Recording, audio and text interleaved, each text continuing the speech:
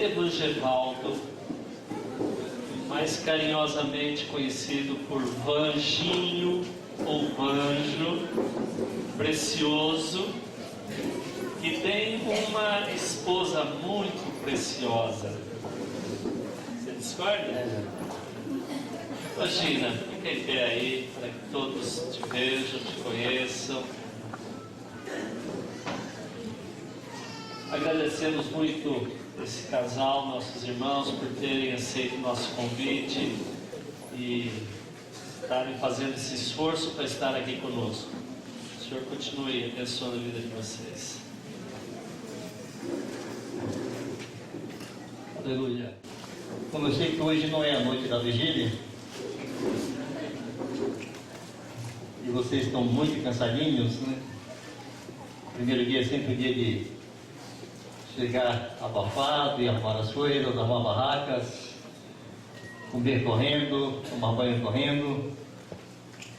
Nós queremos só saudá-los. E eu queria expressar minha alegria e gratidão por vê-los aqui. Eu sei que para a maioria de vocês foi um esforço grande. O Gilberto falou do meu esforço, mas eu acho que o esforço de vocês, da maioria de vocês, foi maior. Não sei bem como são as acomodações aqui, mas em retiro nunca há muito conforto, né? Então sempre se exige um pouquinho mais de boa vontade, de sacrifício. Cremos que Deus vai produzir entre nós um ambiente de muita graça. Eu queria falar só 3 coisinhas bem rapidinhas, bem pontuadas, para podermos dormir. Primeiro, o Mário tem falado muito nos últimos tempos, quando há um evento, um encontro assim, da diferença entre a expectativa nossa e a expectativa de Deus. E essa palavra dele tem sido sempre muito abençoadora para mim. Porque quando viemos para um encontro como este, nós trazemos nossas expectativas. O nosso coração espera algumas coisas. Alguns de nós talvez estivessem orando há algum tempo para que aqui Deus pudesse nos falar alguma coisa. E o Mário tem perguntado assim: já nos perguntamos qual é a expectativa de Deus? O que é que Deus quer fazer? O que é que Deus quer falar? Então eu gostaria que vocês fossem dormir hoje pensando nisso. Pôr de lado a nossa própria expectativa, renunciar à nossa expectativa. Afinal de contas, renunciar a tudo faz parte da vida de discípulo, inclusive renunciar às expectativas e deixar o Senhor com tranquilidade para fazer o que Ele quer. Que o Senhor não precise se esforçar para nos convencer daquilo que Ele quer fazer. Deixar nosso coração dócil, nossa mente livre, nossa alma em paz, tranquila, para que o Pai faça o que Ele quer fazer. Amém? Nos momentos de dúvida que temos, nas lutas, nas dificuldades, nas tribulações, nas tentações, há 2 palavras que devem sempre consolar nosso coração. Primeiro, que a vontade de Deus é boa, agradável e perfeita. Mesmo quando nós não a entendemos, e às vezes nem concordamos muito, mas sabemos que ela é boa, ela é agradável, ela é perfeita. O melhor caminho de usufruir dessa vontade tão perfeita é nos submeter com tranquilidade, com confiança e fé. A outra palavra diz que todas as coisas cooperam para o bem daqueles que amam a Deus. Inclusive a chuva caiu de surpresa aqui, molhou algumas barracas. Isso coopera para o bem daqueles que amam a Deus. A palavra não diz que tudo coopera para o nosso bem-estar e conforto. Coopera para o nosso bem. O nosso bem é sermos apresentados diante da sua glória santos e irrepreensíveis.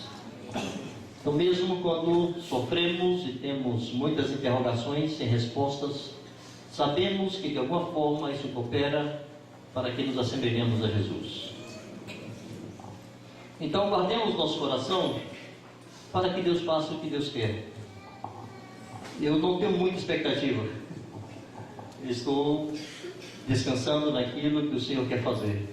Descanso no amor de Deus por vocês, no amor de Deus por mim, pelos pastores aqui da região, e sei que o Pai, em seu amor, vai fazer algo que exalte o seu nome e nos edifique e nos console. Aqui é a segunda coisa que eu queria falar. Jesus, quando estava com os discípulos, já às vésperas da sua morte, ele sabendo que já estava perto do dia que ele voltaria para o Pai, e ele esperava por aquele dia, ele orando ao Pai disse que ele se lembrava da glória que ele teve com o Pai antes da fundação do mundo. Jesus sabia que estava prestes a voltar a essa dimensão de existência onde não há tempo, voltar para aquela comunhão eterna com seu Pai. E ele disse assim para os discípulos: não vos deixarei órfãos. E ele prometeu outro Consolador. E essa palavra outro Consolador significa que Jesus, até aquele momento, até a morte do Senhor, ou até o seu retorno, a sua ressurreição e a sua volta para o Pai, ele, Jesus, era o Consolador dos discípulos. Era em Jesus que os discípulos tinham toda a confiança, descanso. Era por causa de Jesus que um deles se atreveu a andar sobre o mar, Pedro.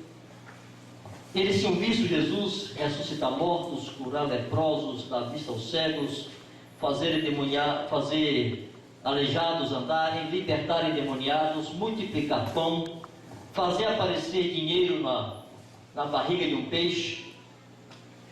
Os discípulos descansavam porque sabiam que Deus estava entre eles. Ali está Emmanuel. E agora Jesus falava para eles que ele iria embora, mas que eles não ficassem tristes. Era melhor que ele fosse, porque se ele não fosse, o Espírito Santo não viria. E esse Espírito Santo era o outro Consolador, que ele disse que enviaria, para que estivesse para sempre conosco. E disse que ele estaria em nós. Essa expressão, amados, Consolador, não está ali assim por acaso. Jesus não quis enfatizar que o Espírito Santo fosse apenas um guia, ou aquele que nos fizesse lembrar de todas as coisas, ou aquele que nos fosse conferir poder para anunciar o Evangelho. Jesus quis destacar que ele seria Consolador. Um Consolador igual a Jesus. Eles não sentiram falta da presença física de Jesus, porque estaria ali outro igual a ele, igual ao próprio Senhor, que estaria para sempre com os discípulos. Amados, Deus sabe que nós vivemos em um mundo que é hostil à natureza que Ele nos deu. O mundo jaz no maligno, Satanás é o seu príncipe, e nada no mundo facilita a vida de um discípulo. Nós nunca teremos um momento favorável para servir a Deus. O diabo nunca vai permitir um ambiente no mundo em que seja fácil servir a Deus. A igreja, ao longo dos séculos, desses 2 milênios, sempre sofreu a oposição do diabo, do mundo, dos homens, do pecado e de nossa própria carne. Então Deus sabe que nessa caminhada no mundo nós somos feridos, nós somos ofendidos, nós somos agredidos, nós somos humilhados, nós passamos muito vexame. Então Ele sabe que nós precisamos ser consolados. E o Espírito Santo veio para nos consolar também. E é um consolo que só o Senhor sabe conferir, por meio do Espírito Santo. Daí, amados, a importância da profecia entre os santos. Quando Paulo insiste com os coríntios de que eles devessem buscar com zelo os melhores dons, mas principalmente que eles profetizassem. Por que Paulo queria tanto que toda a igreja profetizasse? A ponto de dizer assim: todos podereis profetizar, para que todos sejam edificados e todos sejam consolados. Eu pessoalmente creio que dos motivos pelos quais o Espírito Santo quer que todos profetizem é porque a profecia, ela anima, ela edifica e ela consola. É bom ser consolado por Deus. Eu não sei dos problemas de vocês. Eu praticamente não os conheço, eu não ando com vocês. Eu não convivo com vocês. Eu não sei as lutas e os conflitos que vocês vivem. Uns ou outros aqui podem se conhecer mutuamente e saber de alguma coisa. Mas, amados, a nossa confiança é que o Pai do céu conhece perfeitamente tudo que diz respeito à nossa vida. Então Ele pode nos consolar. Nunca lhes aconteceu chegar de encontro e vir alguém e dizer aquela palavrinha que você não esperava, você não tinha nem expectativa, mas o Senhor sabia que você precisava ouvir aquilo, e alguém se levanta, vai lá, te abraça e diz duas frases e você quebra. Estava amargurado, começa a ficar envergonhado por estar amargurado e começa a ficar cheio de gratidão e dar graças a Deus, e se lembra que Deus nunca se esqueceu de você. Maravilha. Eu sei também, amados, que cada um de nós aqui tem um depósito de Deus. Deus nos fala todos os dias, de uma forma ou de outra. Quando meditamos na Escritura, quando oramos, quando caminhamos, o Espírito está frequentemente testificando coisas ao nosso próprio Espírito. E essas coisas que Deus coloca em teu coração, em teu Espírito, nem sempre é só para você. Então, quando você chega em uma reunião, seja na igreja da casa, seja o encontro geral, seja um retiro como esse, seja o encontro das juntas, aquela coisinha que Deus colocou no teu coração, proclama ela para teus irmãos. Porque Deus quer, por intermédio daquela palavra que Ele te deu, consolar teu irmão. Amém? Então nós queremos que nesses dias, este reino de sacerdotes que está aqui, possa se expressar com confiança e liberdade e profetizar uns para os outros. Se eu tenho alguma expectativa, é que o ponto alto desse retiro seja a comunhão e seja a graça de Deus repartida mutuamente uns com os outros. Amém? Amém. Não se prive de consolar seu irmão. O Espírito Santo, por meio de você, quer consolar o teu irmão e quer te consolar. Esteja aberto para ser consolado também. Uma terceira coisa, amados, é que Deus precisa que o nosso coração esteja em paz. Em 1998, se não me engano, o Walter Agostinelli esteve lá em Salvador compartilhando conosco uma palavra muito graciosa, muito abençoadora. Entre as coisas que ele disse e que eu peguei como uma norma para a minha vida, ele disse assim: anote aquelas coisas pequeninas, mas repetitivas, que quase diariamente perturbam teu coração, que tiram tua paz, que roubam tua comunhão com Deus. Não coisas grandes, coisas pequeninas, que te irritam, que estragam teu humor, que estragam tua comunhão com tua esposa, com teu marido, com teus filhos, com teus pais, com teus irmãos em casa, com teus irmãos da igreja. Anota essas coisinhas e começa a tratar com elas com muita seriedade, porque muitas vezes o diabo usa essa estratégia. Ele não consegue te derrubar com uma coisa grande, te meter em um grande pecado, mas ele fica perturbando tua paz diariamente por coisas pequenas. E você se torna uma pessoa irritadiça e chata, e se aborrece, e faz cara feia, e faz resmungos, se murmura, e deixa de ter ações de graças, quando a Bíblia diz, em tudo dai graças, e por tudo dai graças.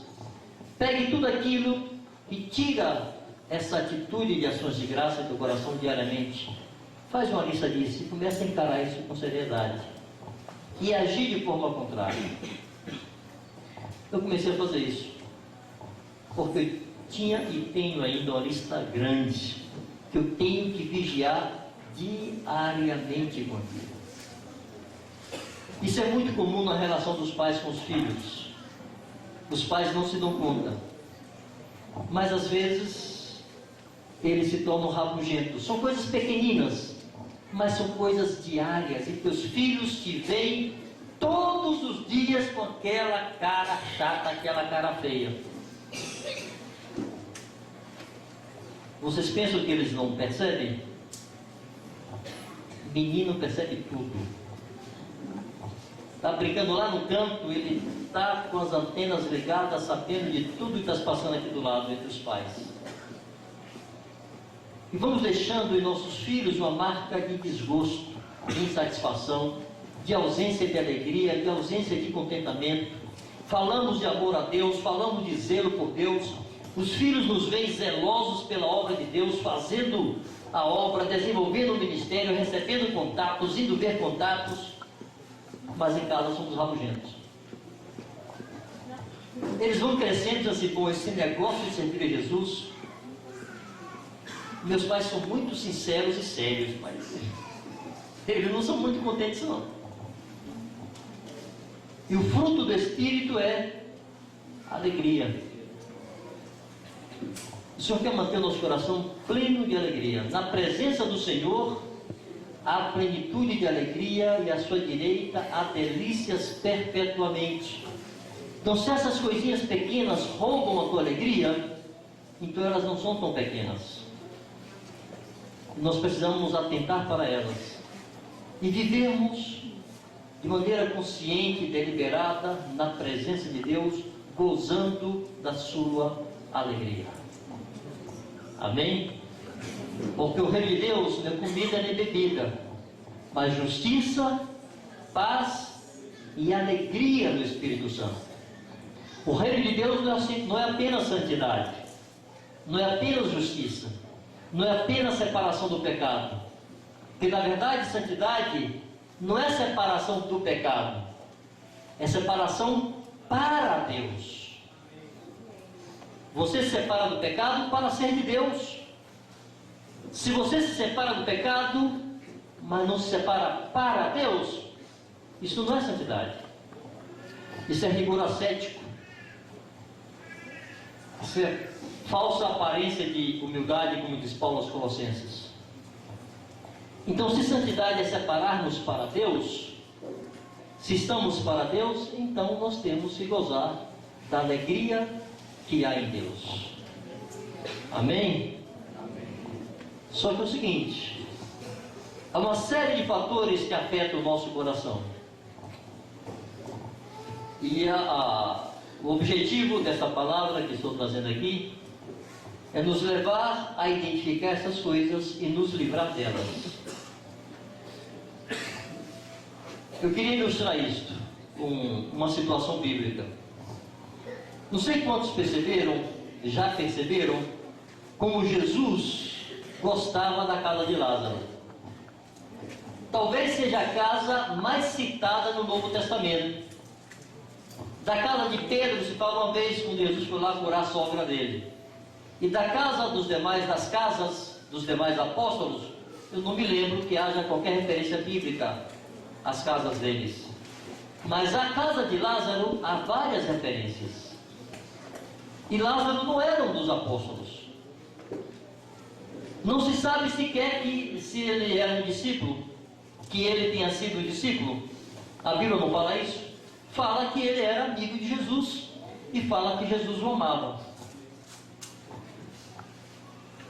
Mas me chamou a atenção Por que Jesus gostava tanto de voltar para aquele lugar? Entrando em Jerusalém, Jesus teria que parar em Betânia para estar com Lázaro. Saindo de Jerusalém, ele ia parar em Betânia para estar na casa de Lázaro. E nós podemos perceber que pelo menos 3 coisas Jesus recebia naquela casa. Era como se aquela casa parasse para receber a Jesus. Ali Jesus era servido. Se fala muito que Marta assim, que Marta assada, que Marta não ficava quieta e tal. Mas Marta estava servindo a Jesus. Não diz que Jesus rejeitou os quitutes que ela fazia. Eu imagino que Jesus os comia com muita alegria. Então Jesus era servido naquela casa. Segunda coisa, Jesus era ouvido naquela casa. Aquela casa parava para ouvir Jesus. E depois, amados, naquela casa, Jesus era adorado. Em uma ocasião estava lá Maria, chorando sobre seus pés, derramando perfume, enxugando com os cabelos dela, adorando Jesus, debruçado a seus pés. Talvez fosse um dia de festa, e aquela família estava ali reunida, adorando a Jesus. No dia que houve morte naquela casa e entrou a dor, Jesus continuou sendo adorado. Maria foi recebê-lo, ajoelhou-se a seus pés e o adorou. Amados, nosso coração precisa ser um lugar assim. Um lugar onde Jesus goste de ficar e de onde Ele não queira sair. Um local onde Ele é servido, onde Ele é escutado e onde Ele é adorado. Nós somos feitos casa de Deus, habitação de Deus em Espírito, e nós não podemos permitir que nada perturbe esse lugar, que nada venha trazer qualquer perturbação a esse lugar. Nada. Nem o marido, nem a esposa, nem os pais, nem os filhos, nem a noiva, nem o noivo, nem os irmãos. Outro dia estava conversando com o irmão, ele estava chateadíssimo com outro irmão. Ele disse: você consegue adorar a Deus assim? Ele olhou assim e disse: não dá para adorar a Deus irado. Agora você está irado com o teu irmão, o que é que Deus tem a ver com isso? Você se aborrece com o teu irmão e macula o local de habitação de Deus? Mesmo que seja apenas por amor a Deus e não por amor a teu irmão, libera teu irmão, perdoa teu irmão, para que você possa em paz adorar a Deus e desfrutar da sua comunhão. Amém, amados?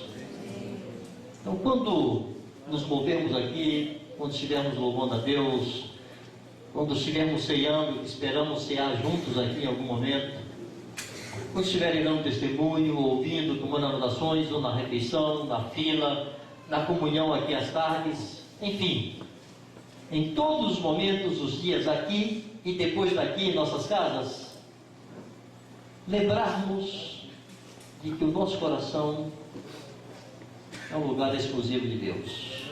Amém? A casa de Lázaro, um lugar bom para Jesus, um lugar onde ele gosta de voltar e ficar, não queira mais sair. E eu sei também, irmãos, que as nossas relações na igreja, talvez a nossa relação entre os irmãos, a relação entre os irmãos, sejam os fatores que mais criem dificuldade na nossa comunhão com Deus. Quando pegamos o Sermão do Monte, Mateus 5, deixe-me ler aqui rapidinho com vocês. Prometo terminar antes das 10.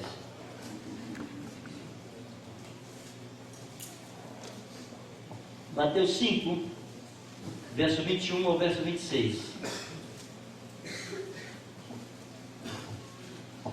Ouvistes que foi dito aos antigos: não matarás. E quem matar estará sujeito a julgamento. Eu, porém, vos digo que todo aquele que sem motivo se irá contra seu irmão estará sujeito a julgamento.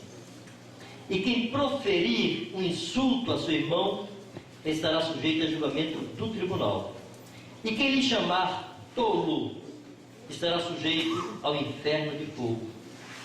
Se, pois, ao trazeres ao altar a tua oferta, ali te lembrares de que teu irmão tem alguma coisa contra ti, deixa perante o altar a tua oferta e vai primeiro reconciliar-te com teu irmão. E então, voltando, faz a tua oferta. A gente vai seguir com o versículo 26, mas antes eu queria me deter um pouquinho aqui. Quantos de nós tomam isso a sério? Quantos de nós já ofertou a Deus tantas coisas com animosidade no coração por nosso irmão? Mas Jesus nos proíbe de fazer. Tanto quanto nos proíbe de olhar para a mulher com intenção impura no coração, Ele nos proíbe de lhe trazer qualquer oferta sem estarmos em paz com nossos irmãos. E essa oferta aqui, amados, não é apenas provisão e ofertas. Aqui é o nosso louvor, é nossa adoração, é nossa oração. Deus dá tanto valor à paz entre os irmãos, quanto dá valor à paz entre nós e Ele. Deus valoriza tanto a comunhão entre os irmãos, como valoriza a comunhão entre nós e Ele. A ponto de João dizer assim, e João andou muito com Jesus, João ouviu muito o coração de Jesus, e João dizia: se não amamos a nosso irmão que vemos, como amaremos a Deus que não vemos? Para João, a coisa não batia. Você não pode declarar amor a Deus se você não ama seu irmão. Jesus disse, ensinando a orar, Ele disse: perdoa-nos assim como nós temos perdoado aos nossos devedores. Se do íntimo não perdoardes cada um ao seu irmão, também o vosso Pai Celeste não vos perdoará as vossas ofensas. E aqui ele está dizendo: não me traga oferta se você se lembrar que teu irmão tem alguma coisa contra você. Vai primeiro se reconciliar com ele. Vocês já pensaram que grande bênção seria se nós tomássemos isso a sério? Não dormirmos com animosidade no coração com nossos irmãos, mas é procurar os irmãos, não para dizer: olha, eu não sei por que eu tenho antipatia com você, eu não vou com tua cara. Já disseram para mim isso. Ai. Mas aí se reconciliar. Veja, se você lembrar que o irmão tem alguma coisa contra você, vá se reconciliar. Você pode até achar que não procede a queixa do irmão. Você pode até achar que é injusta, mas Jesus não está questionando o mérito, se procede ou não procede. Ele está dizendo: vá lá e se reconcilie com ele. Tomarmos isso a sério. O Senhor é uma ordem do Senhor, como não mentir, como não roubar, é não ofertar, sem nos reconciliarmos uns com os outros. Eu creio, amados, que se tomarmos isso a sério, haverá uma medida enorme de graça de Deus derramada entre nós, de sinceridade, de humildade, de humilhação, de perdão, de amor, de sinceridade. Reino de Deus entre os homens. Há tantas expressões do reino dos céus entre nós, pois o Espírito Santo quer acrescentar essa: não dormirmos sem termos paz uns com os outros. Não significa estarmos de acordo. Nós podemos ter diferenças de avaliação, de pensamento, de opinião, mas estar em paz. Ouvir ofensas e ficar em paz e perdoar. Vou falar para vocês, uma vez o irmão me chamou de canalha, em alto e bom som. Um reencontro assim, encontro geral da igreja, tipo assim: isso é canalice. Muita gente ouviu. Ele aconteceu. E eu também. Não é que eu esqueci do fato, que eu me lembro até hoje. Mas aquela agressão não maculou meu coração. Aquele irmão tem seus motivos para estar zangado comigo, e nós fomos conversar, esclarecer. Mas se um de nós pode ser chamado de canalha, outros adjetivos também cabem. Então, não nos deixarmos provocar por pouca coisa. Não nos amarmos tanto, não nos estimarmos em muito importantes, que ninguém possa nos dizer um desaforo qualquer. Nos humilharmos. Afinal de contas, está lá em nossa catequese, né? No que devemos ser iguais a Jesus? Ser mansos e humildes como Jesus. Está lá na cabeça da lista. Então ninguém consegue ser humilde sem ser humilhado. Vocês podem tomar nota disso aí em algum canto e tenha por certo e líquido que o seu diploma de humilde só vai ser dado quando você sofreu humilhações tranquilo. Amém? Então estamos prontos para sermos humilhados na casa de Deus. Então, alguém tem alguma coisa contra você? Vá lá primeiro e conserte com ele, antes de ofertar qualquer coisa para Deus. Verso 25. Entre em acordo sem demora com teu adversário, enquanto estás com ele a caminho, para que o adversário não te entregue ao juiz, o juiz ao oficial de justiça, e sejas recolhido à prisão. Em verdade, te digo que não sairás dali enquanto não pagares o último centavo. Esse texto sempre deu nó na minha cabeça, porque eu ficava, em alguma medida, fico ainda me perguntando: que prisão é esta? Que eu posso sair, de onde eu posso sair, se pagar o último centavo? Inferno não é, porque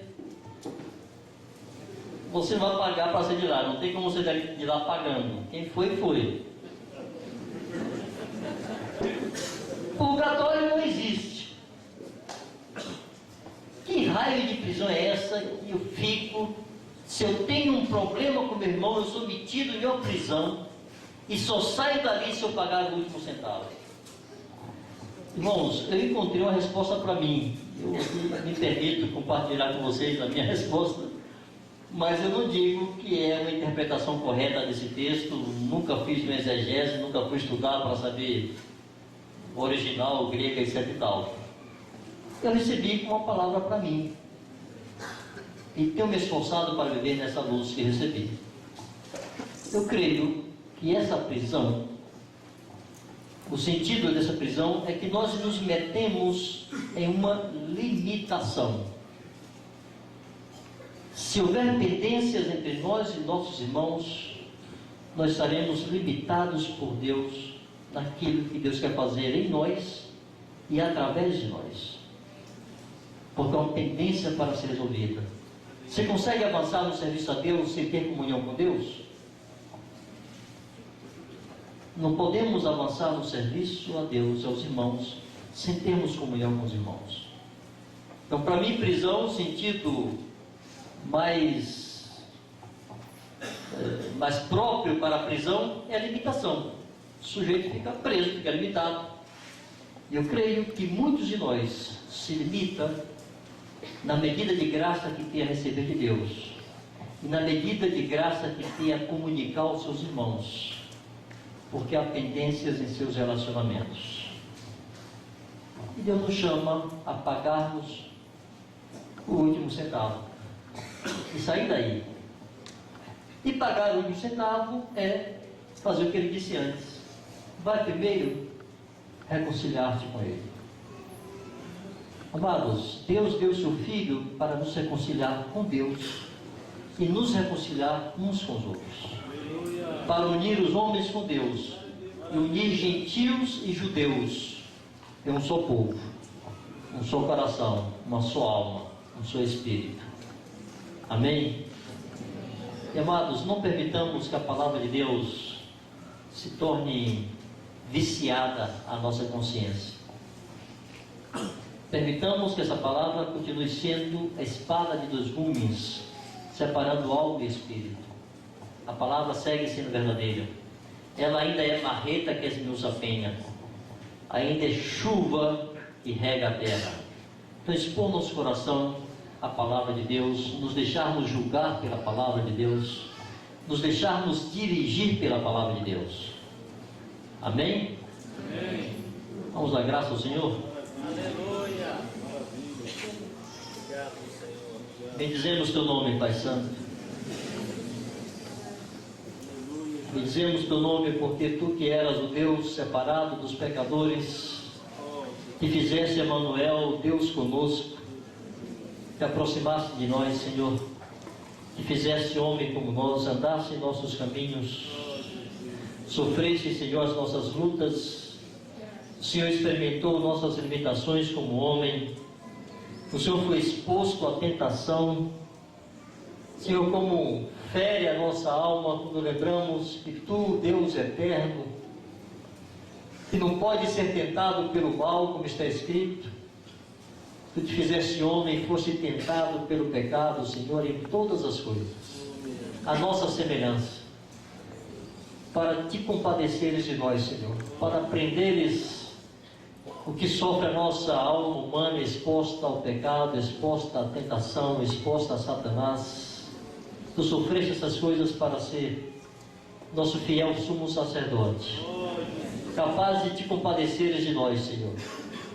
E é nessa confiança que nos aproximamos de Ti, sabendo que Tu te compadeces de nós, porque Tu conheces, Senhor, a nossa fragilidade. Bendito seja o Teu nome, Jesus.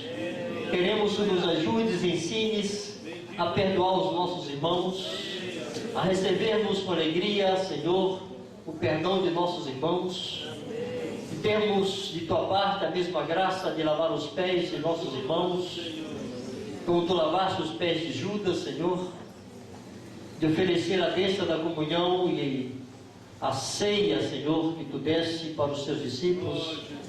Tu também ofereceste a Judas, a quem chamaste de filho do diabo. Queremos um coração como o Teu, Senhor. Queremos gastar tempo te contemplando e aprendendo a ser como Tu és, Senhor.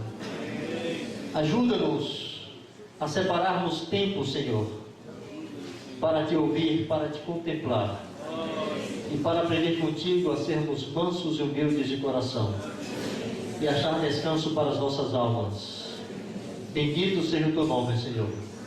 Que esses dias aqui, Senhor, dias de graça, seja um tempo que Tu venhas marcar nossa consciência, marcar o nosso espírito. Deus, que nos lembremos desse tempo sempre com ações de graças e alegria por tudo aquilo que Tu estarás fazendo aqui, Senhor. Muito obrigado por esses santos que se deslocaram, alguns com grande sacrifício, Senhor, com esforço. Graças a Ti, Senhor, pelas crianças que estão aqui, pelo esforço dos pais e mães, ó Deus, pelas grávidas, pelas que estão com bebês, filhos pequenos, filhos adolescentes, crianças em geral. Senhor, concede a esses pais a necessária paciência, graça, discernimento, sabedoria, autoridade, Senhor, e misericórdia com seus filhos. A Tua graça esteja sobre essas crianças. Tu amas as crianças, Senhor. Tu as querias perto de Ti. Que essas crianças nesse tempo aqui sejam atraídas por Ti mesmo, Senhor, e provem de Ti, sejam abençoadas por Ti, sejam tocadas por Ti, Jesus, como aquelas crianças da Judeia que se aproximavam de Ti com tanta confiança. Que nossos filhos e netos, nossas crianças se aproximem de Ti, Jesus. Que esses dias sejam dias em que elas Te conheçam, que Tu Te descubras para elas. Rogamos, Senhor, por aqueles que estão servindo na limpeza, na cozinha. Ó Deus, tenham suas forças renovadas, tenham seus corações forrados, Senhor, com gozo do Espírito Santo, com gozo de Jesus. Sejam animados em amor a servirem com toda a confiança e liberalidade, Senhor. Os que estão acomodados nas barracas sejam guardados e protegidos pelo Senhor esses dias. Para a glória do Teu nome, concede-nos um tempo de graça, Senhor. Enche-nos com a Tua alegria, com o Teu gozo. cada minuto aqui, Senhor, neste lugar. Em nome de Jesus. Graças a Deus.